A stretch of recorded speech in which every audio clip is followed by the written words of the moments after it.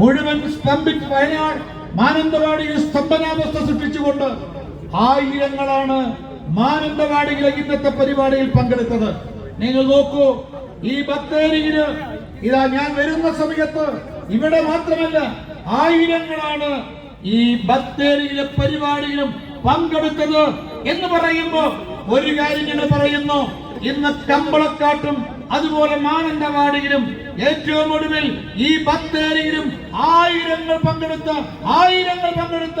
ഈ ജനസഞ്ചയം വ്യക്തമാക്കുന്നത് ഈ തെരഞ്ഞെടുപ്പിൽ വയനാട്ടിൽ ഉണ്ടാകാൻ പോകുന്ന രാഷ്ട്രീയ മാറ്റത്തിന്റെ വ്യക്തമായ സൂചനയാണ് ഈ ജനസഞ്ചയമെന്ന് പറയാൻ ഞങ്ങൾ ആഗ്രഹിക്കുകയാണ്.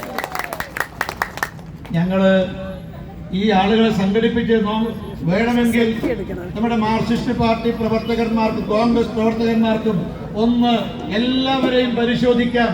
ഇവർ ബത്തേരി മണ്ഡലത്തിലെ സഹോദരന്മാരും സഹപ്രവർത്തകരും അമ്മമാരും വോട്ടർമാരുമാണ്.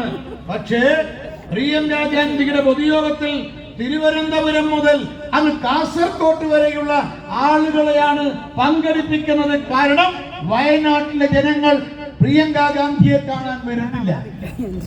പക്ഷെ